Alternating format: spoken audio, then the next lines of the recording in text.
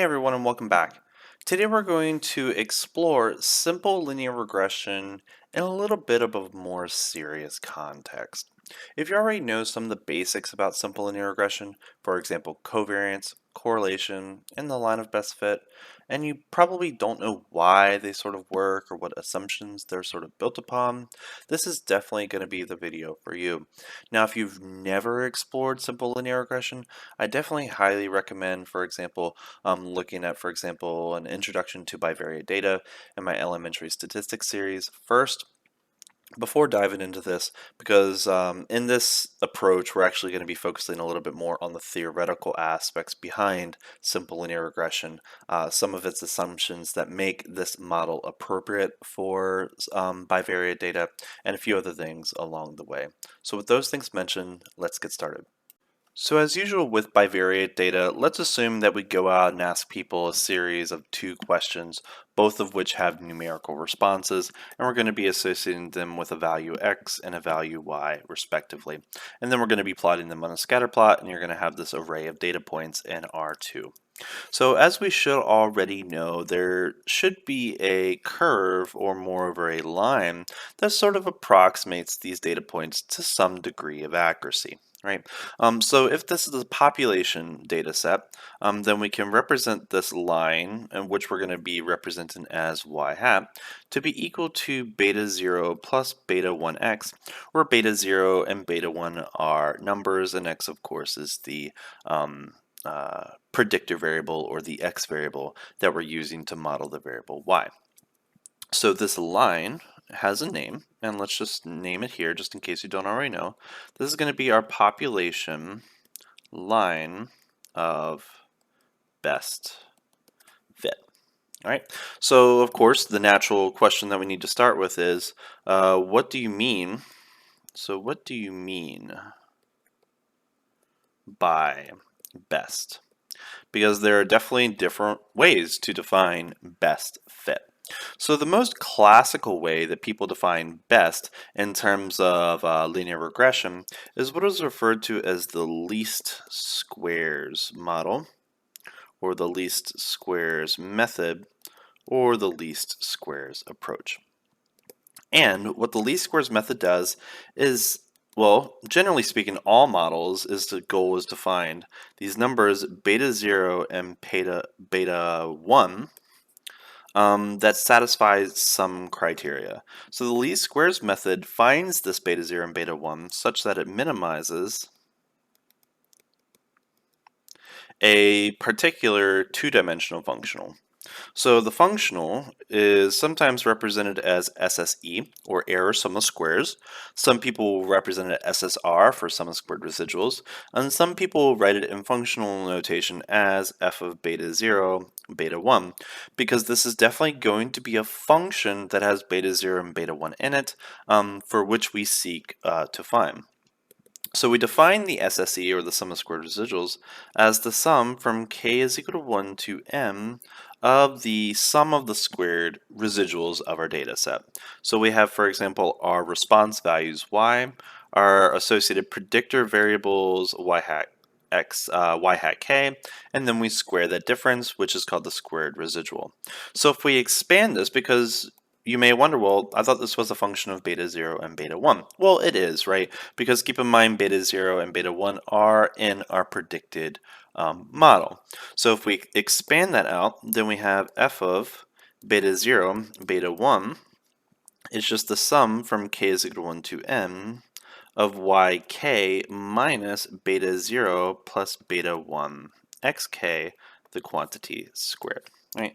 So that is a multivariable function of beta 0 and beta 1. So if you give me some beta 0 and beta 1, it doesn't have to be the best ones. You plug it into this equation, sum across all your data points, you're going to have a sum of squared residuals for that particular model.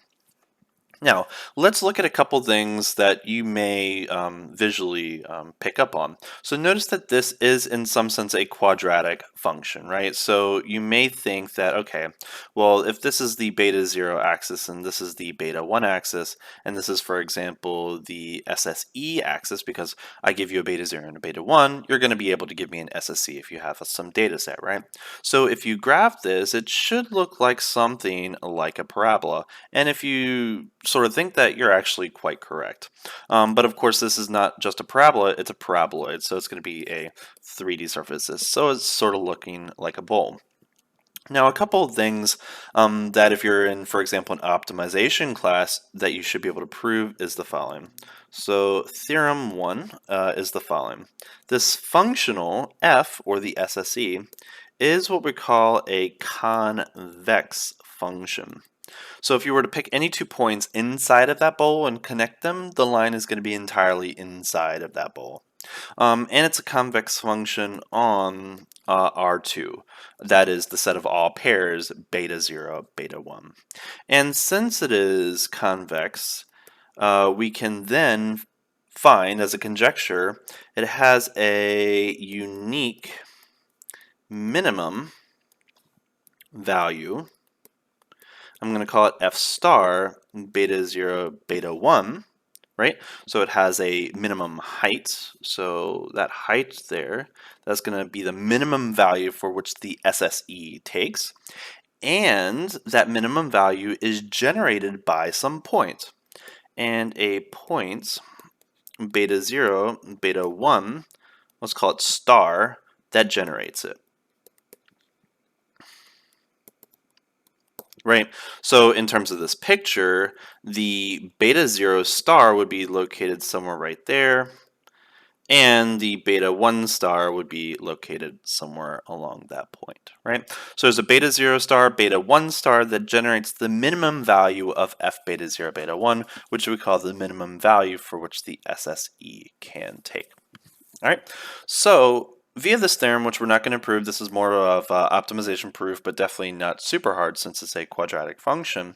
Since we know that the minimum value of f exists, and it's generated by this beta 0, beta 1, that means there exist numbers, beta 0 and beta 1, that we can find. So the next question, of course, is what are they? So theorem 2, which we will prove, is that beta 0 is actually equal to the mean values of the y minus beta 1 times the mean values of x.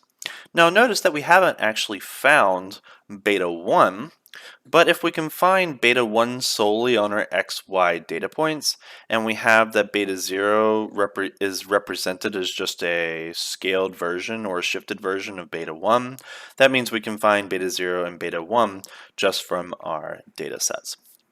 All right, so how can we prove that this is actually the formula for the intercept? So this is the intercept of the line of best fit via this least squares regression model. All right, so let's give this a quick proof. So since we seek to minimize things, we're of course going to have to know something about differentiation and importantly minimization, right? So we take the derivative, set it equal to 0, solve, since it's a minimum, we should be able to find that value. So what I'm going to do is I'm going to take the partial derivative of our functional with respect to beta 0, and I'm going to find the beta 0 that minimizes that function. So that's going to be equal to the partial derivative with respect to beta 0 of our functional, the sum from k is equal to 1 to m of yk minus beta 0 minus beta 1 xk squared. So keep in mind in terms of notation here, yk and xk are both numbers, beta 0 and beta 1 are variables, okay? And this is of course a sum of things. So keep in mind the derivative of the sum is the same as the sum of the derivatives. So we can interchange those, and then we can take the derivative of this quadratic function because we have the derivative of something squared. So the derivative of something squared is going to be 2 times that thing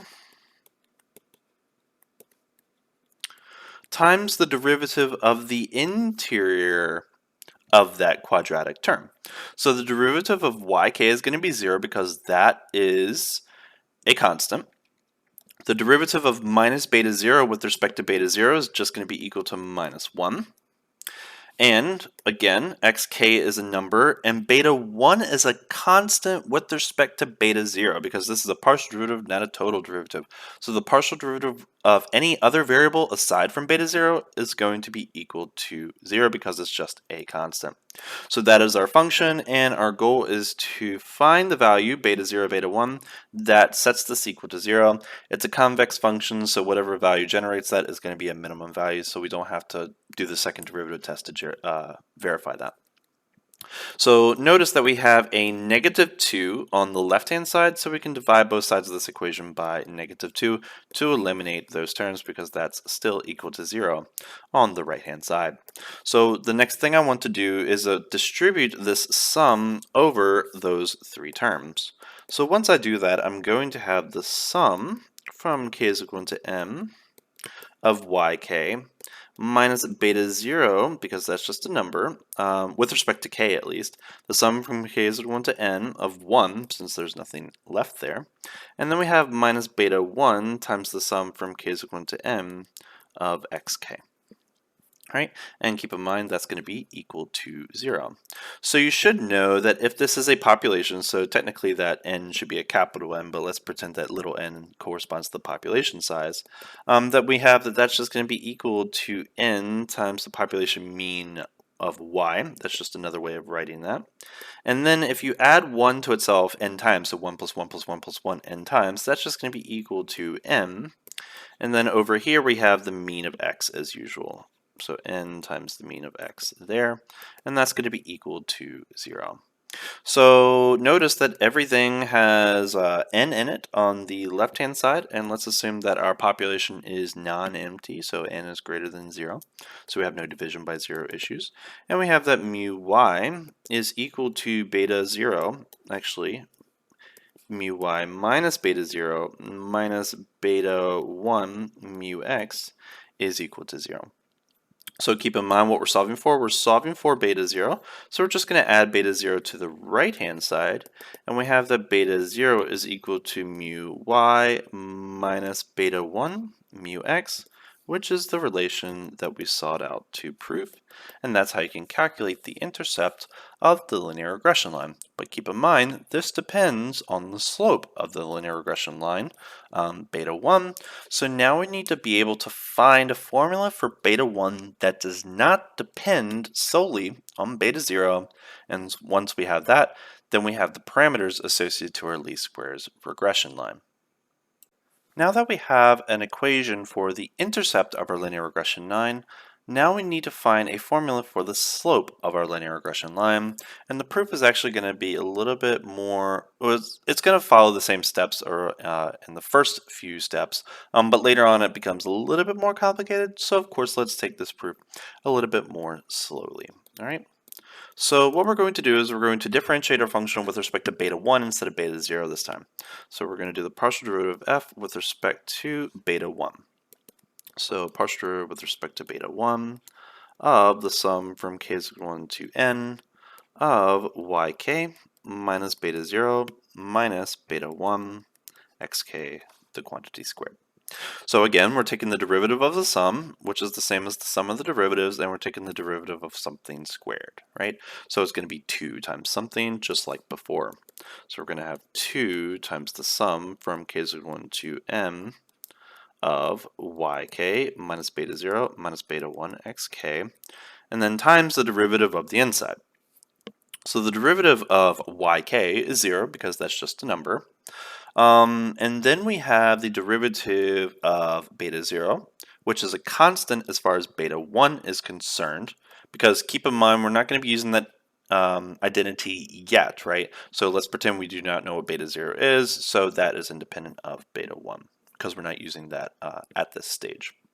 So that goes away to 0, and the derivative of negative beta 1 xk, that's just going to be equal to xk, all right, which is a number, and then we're going to be setting that equal to 0.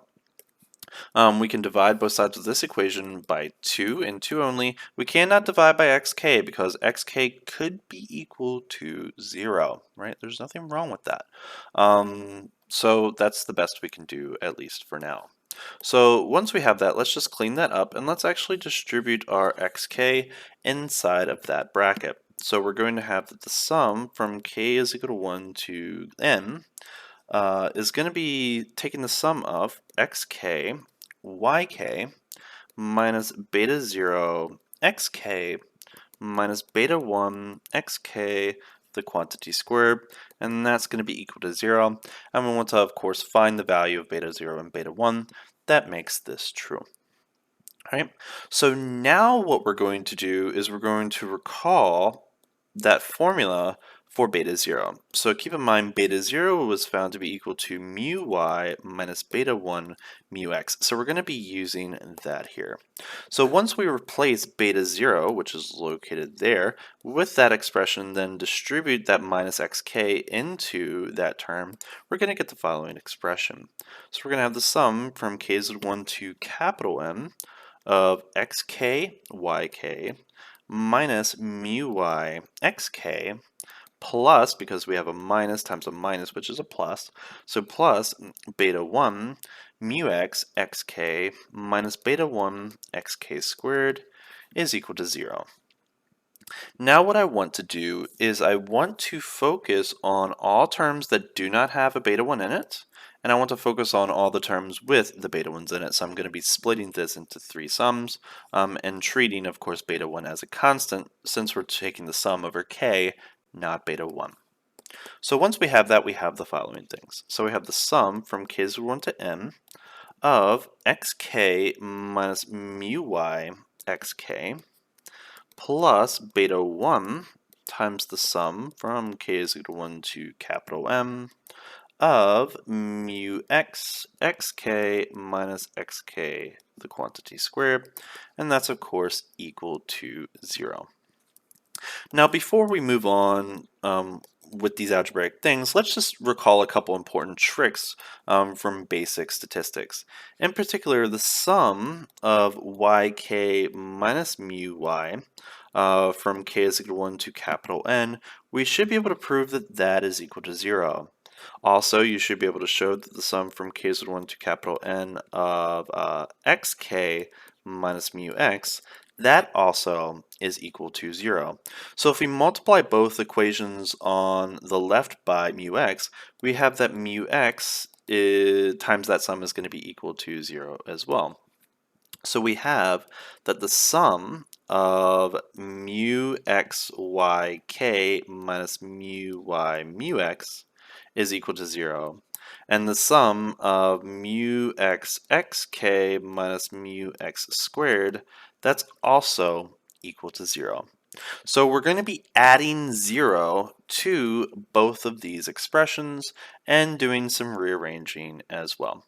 So in particular, I'm going to be moving this term to the right-hand side. It's going to become negative, but I'm actually going to be switching these two terms and factoring out a negative 1 to keep it positive on the right-hand side.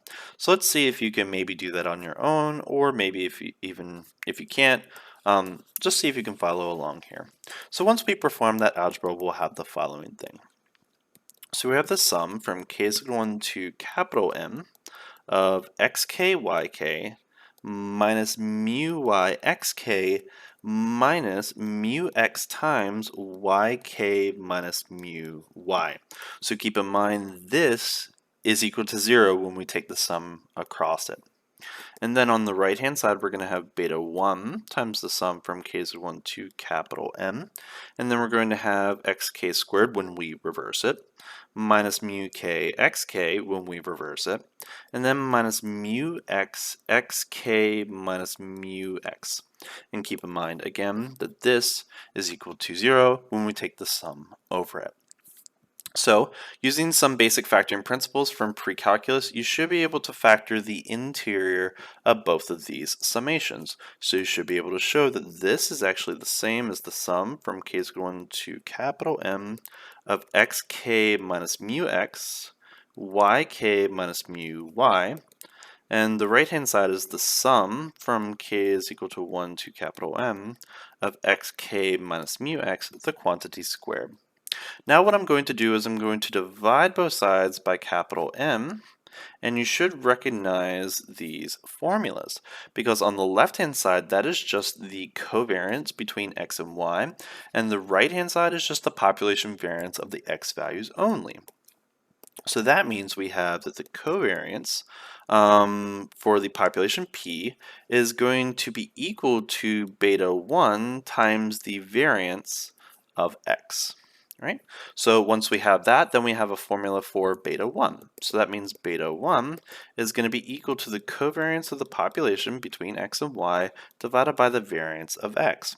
So you should know another representation for the covariance formula. You should know that that's actually the same as the correlation times the standard deviation of x and the standard deviation of y.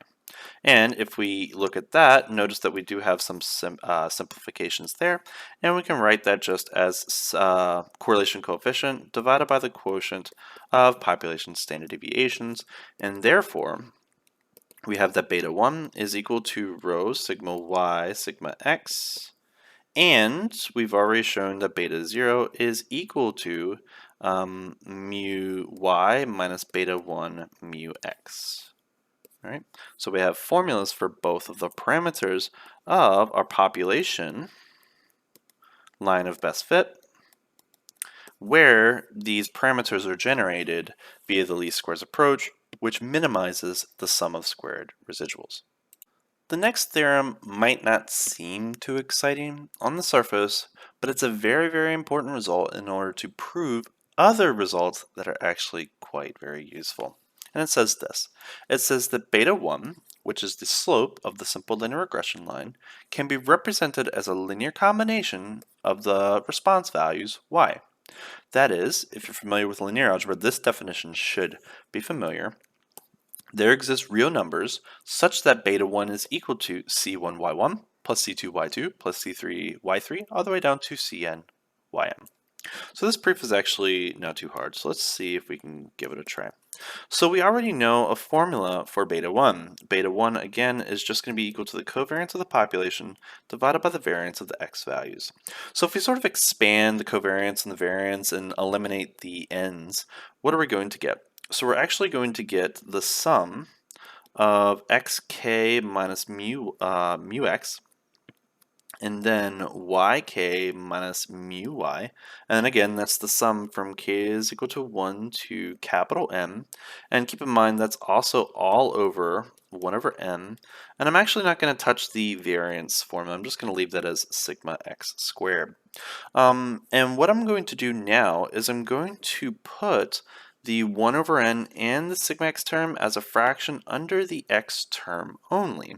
So what do I get when I have that? So I'm going to have the sum from k is equal to capital M of xk minus mu x over sigma x squared times n times yk minus mu y. And you may be wondering, well, why would I want to do that?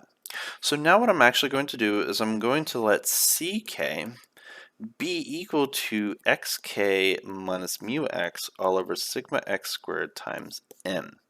And my claim is that these ck's are actually the ck's we need for our linear combination. All right, so let's see if that actually is true.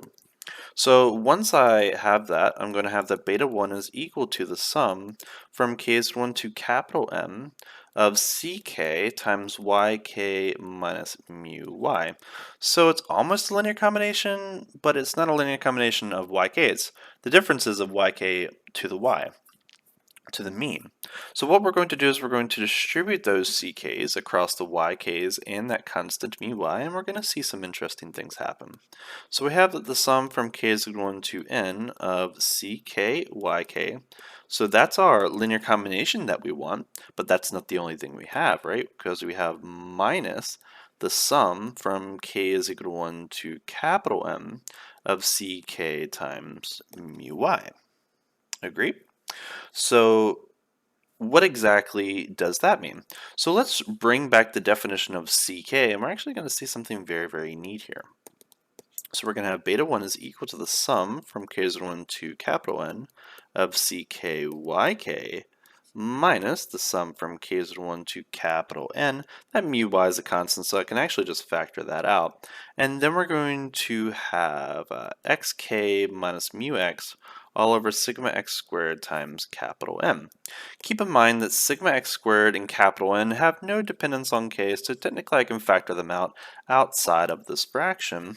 And I'm just going to have beta 1 is equal to the linear combination of our y values, ck, yk, minus mu y divided by sigma x squared times m, times the sum from k is 1 to m of xk minus mu x. So do you remember what this term is equal to? You should remember that that is actually equal to 0. So 0 times that is going to equal to 0, and we're just left with our linear combination term, which concludes the proof of that theorem. Right? But again, this theorem might not appear to be that interesting, but this is definitely going to come in handy. And of course, keep in mind what these CKs are. The CKs are going to be equal to xk minus the mean of those values divided by the variance and times the population size.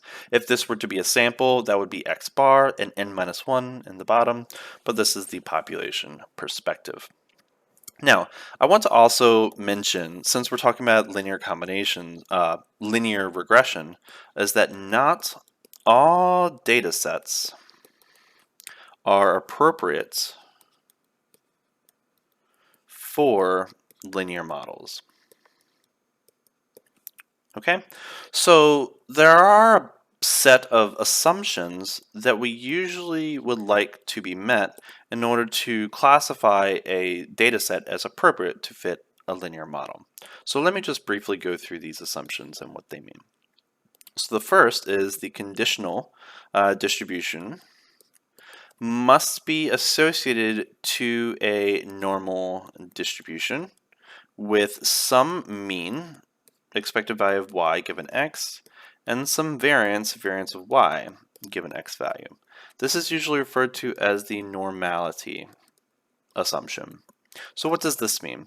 So if we have our x values and our y values, we of course can sample across levels of each of our x's, right? So for example, we can have some values there, some values there, some values there, and some values there. So what must be true is that the distribution of all of those points from the population perspective needs to be normally distributed across those lines, right?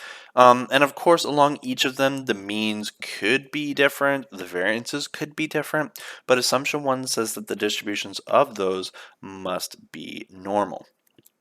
Now, the second assumption talks about some requirements about those means. So the expected value of y given a particular value of x must be related to the x values in the following way. That is, there exist these numbers beta 0 and beta 1 such that the means are linear. So if we look at the same exact picture, but a different data set, I guess, and we sample, for example, across these values, we would like for the means to be associated to a linear distribution. So that should be there, that should be there, that should be there, and those means should lie on a line. That is, there exists a beta 0 and beta 1 such that those means fit exactly onto it. From the population perspective, so if this is a sample data, then those means should lie approximately on the line, right? So that's pretty much definitely represents the linear assumption for this data set. And the last main assumption is that the variance of those normal distributions across these individual values, because this is usually like x1, x2, x3, all the way down to like xm, each of these variances must be equal to some number, which I'm going to call sigma squared. Some people also call it sigma squared y with respect to x, and this is called the homoscedasticity assumption.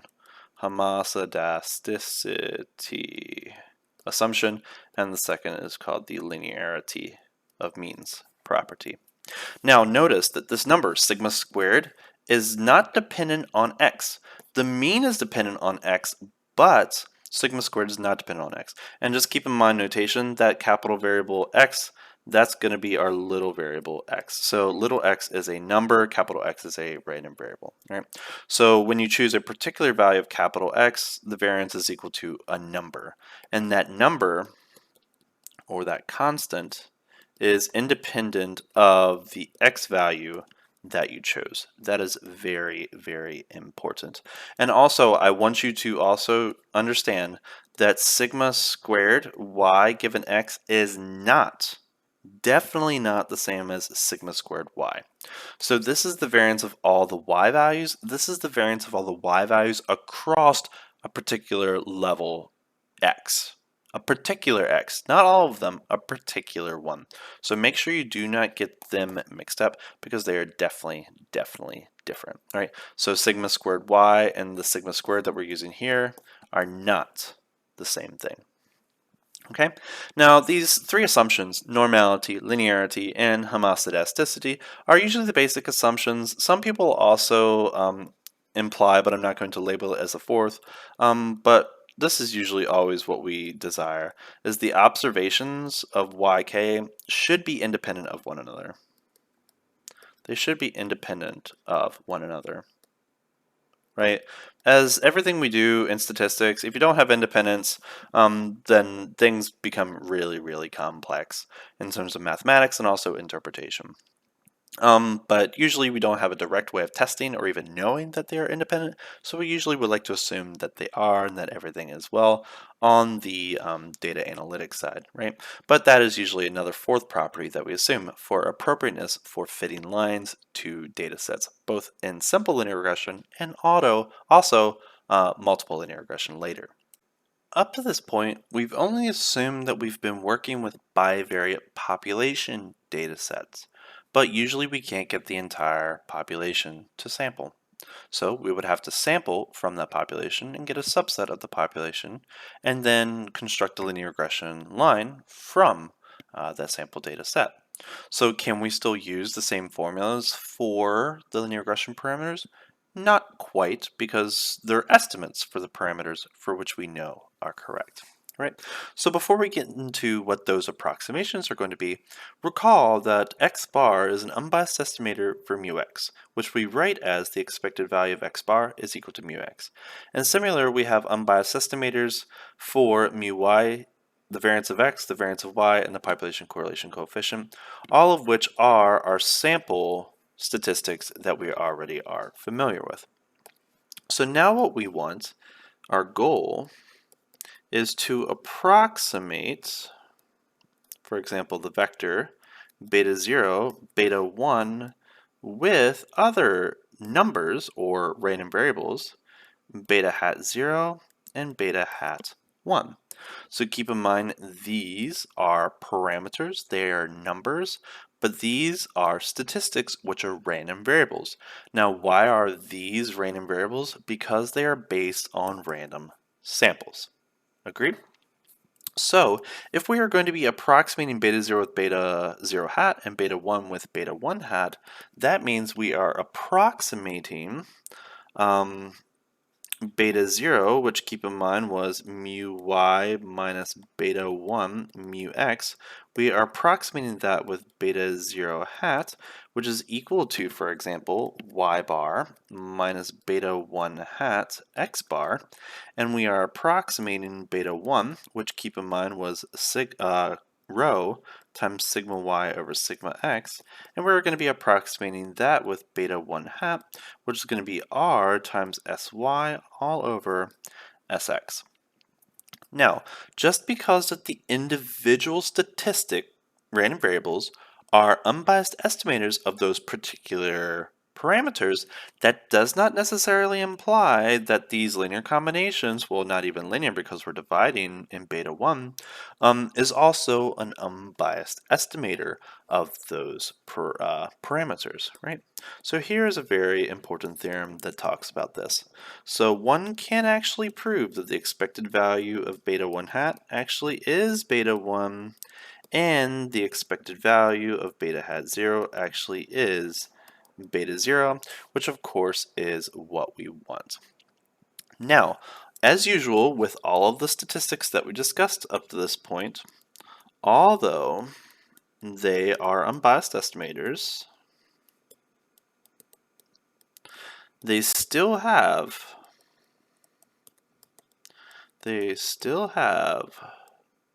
some error associated to them, some standard error associated to them.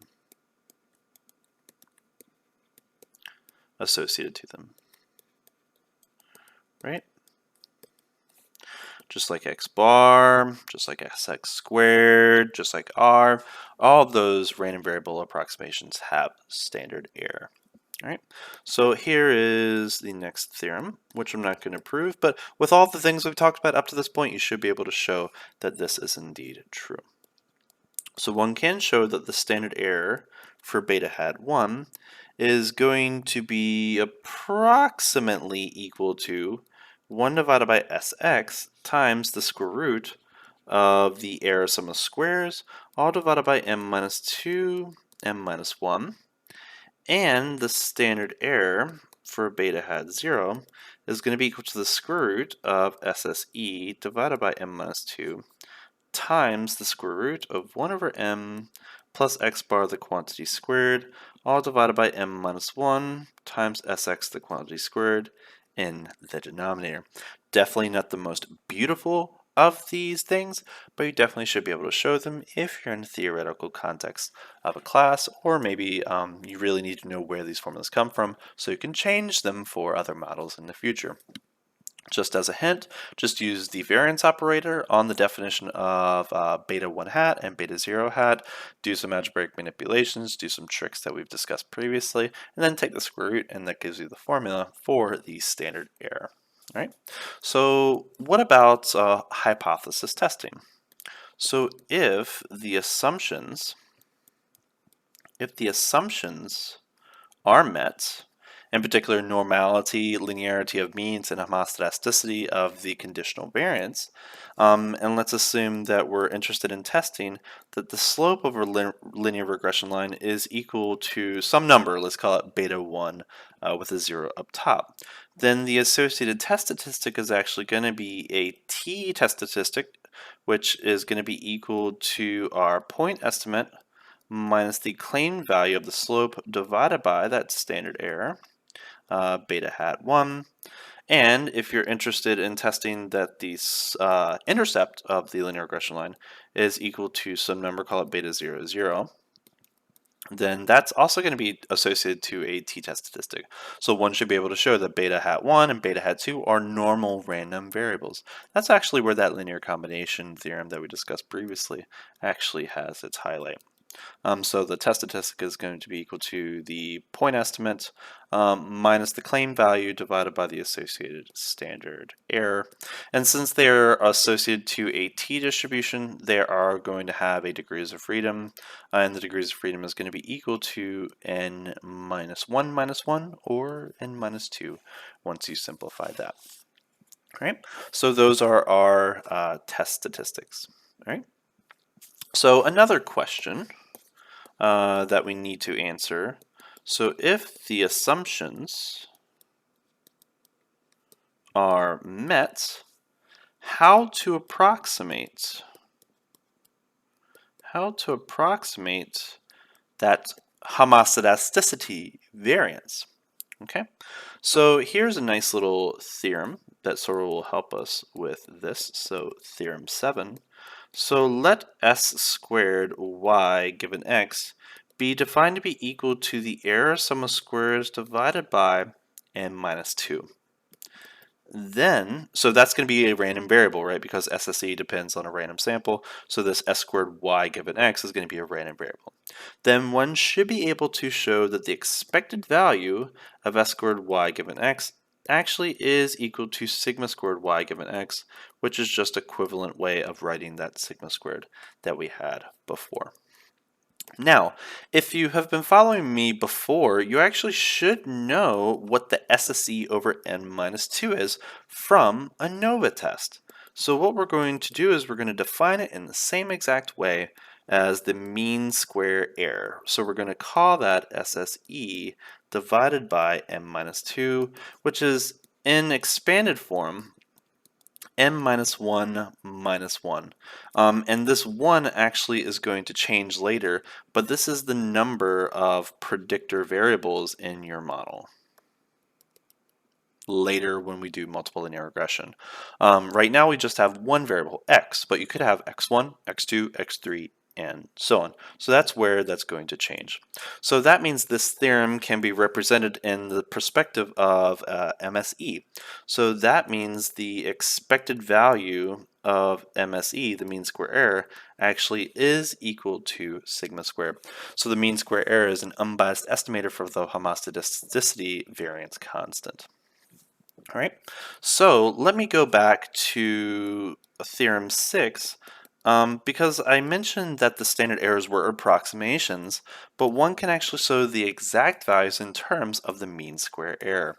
So one should be able to show that the variance of, for example, beta hat 1 is equal to that MSE approximated variable divided by sx squared times m minus 1, and the variance of beta hat 0 is going to be equal to sigma squared times 1 plus n, and then x bar squared divided by sx squared n minus 1. And of course, this is the same as before because to get the standard error, you're just going to be taking the square root of these variance terms. And in case you do not know what sigma squared is, you can approximate them with the mean square error for your sample. Take the square root, and that gives you your standard error as usual. So in case you already haven't figured it out, especially by my notation of SSE and MSE, regression and analysis of variance tests do share a very close connection. In particular, we can define, for example, the SST, the SSE, and the SSM, which is actually where I choose these notations from, solely from the regression perspective. Because in case you encountered with me the two-factor analysis of variance with interaction, the computational things associated with that are very complicated. But you can actually perform those same tests via regression, and the computational things are actually a lot more easier to understand and represent. So in the regression world, what is going to be the SST? So just like in the ANOVA world, the SST was equal to the variance of all of the values, which in this case is just going to be the variance of the y values, times m minus 1. So from the SST, the MST is going to be equal to the SST divided by its associated degrees of freedom, which we know is just the same thing as the variance of the y values. Some people won't write the MST, they'll just call it the variance of y, but when we get to building our ANOVA table for regression, it's nice to fill in all those little squares so that it looks complete. So then we have our SSE, and SSE actually has the same exact structure or similar structure as before, but this is going to be equal to the sum from k is equal to 1 to m of yk minus y hat k, the quantity squared. So it's the sum of squared residuals. And for the simple linear regression case, you should be able to show that this is also equal to sy squared times m minus 1 times 1 minus the correlation coefficient squared, or the coefficient of determination. So once you have your SSE, then our MSE, which we've already defined, is just going to be equal to the SSE divided by the associated degrees of freedom, m minus 2, which keep in mind is the same as m minus 1 minus 1. Very useful to define that later. And then our SSM can be defined similarly to our ANOVA world. So it's going to be the sum from k is equal to 1 to n of the predicted values minus the associated average of all of the y values. And one should be able to show, just like we did for ANOVA, that this is actually just going to be equal to the total sum of squares minus the error sum of squares, i.e. SSE plus SSM will always be equal to SST. The only reason that I represent the formula for SSM here is because once we get into the multiple factor ANOVA via regression, we have to have a nice little formula to represent them. So it's useful to keep this in mind here. Right. Now, how many models do we have? So notice that we only have one variable, so the degrees of freedom for the SSM is just going to be 1. So in the simple linear regression, MSM is just going to be equal to SSM divided by 1, which is just going to be the SSM, but later we're going to have more variables and we're going to divide by the number of variables that we have. Also, one should be able to show via all these formulas, so this is a very nice calculation to perform, but it's also very, very neat as well, and it's going to come in handy later, is that the coefficient of determination, or the squared correlation coefficient, is actually equal to SSM divided by SST. So since we know that the sum of SSE and SSM is SST, we can actually represent this as SST minus SSE divided by SST. And then we can decompose that fraction and write this as 1 minus SSE all over SST. And that's an alternative way of writing the coefficient of determination in regression. Yeah, it might not be very exciting to you now, but later this perspective is going to be very, very useful in the multiple linear regression approach. Now that we have all of these ANOVA-like metrics, now what we're going to do is construct an ANOVA table for our regression model. So it's going to have the same exact setup just like the ANOVA test. So we're going to have our variation source as our first column. We're going to have our degrees of freedom for our second column. We're going to have the sum of squares as our third column, and then we're going to have our mean squares for our fourth column. So we have our model, we have our residuals, and then we have the total. Right? So that is our ANOVA table setup. So for the simple linear regression model, the degrees of freedom for the model is going to be 1. That's how many variables we have. The total is going to be m minus 1, which we already know, and we should know that that's going to be equal to m minus 1, which is m minus 2. So the sum of squares for a model is represented by SSM. That's going to be the sum of squared residuals, or the error sum of squares, and that's going to be the sum of squares total. And then we have our MSM, MSE, and MST as defined before. And keep in mind, MSM plus MSE does not necessarily equal to MST, so make sure you don't make that possible mistake. So once we have our ANOVA table, then we can calculate what is called the F statistic for a regression model. And this is going to be defined the same way as before, MSM divided by MSE, and that's going to be associated to, well, what is the degrees of freedom for MSM? That's just going to be equal to 1. And the degrees of for MSE, that's going to be equal to m minus 2 for simple linear regression. So what are we testing here? So this is used to test the null hypothesis that the slope of the linear regression line is equal to 0. So let's just briefly talk about the interpretation of that. So if our p-value is, for example, less than our cutoff value alpha, then we're going to be rejecting the null hypothesis that the slope is equal to 0.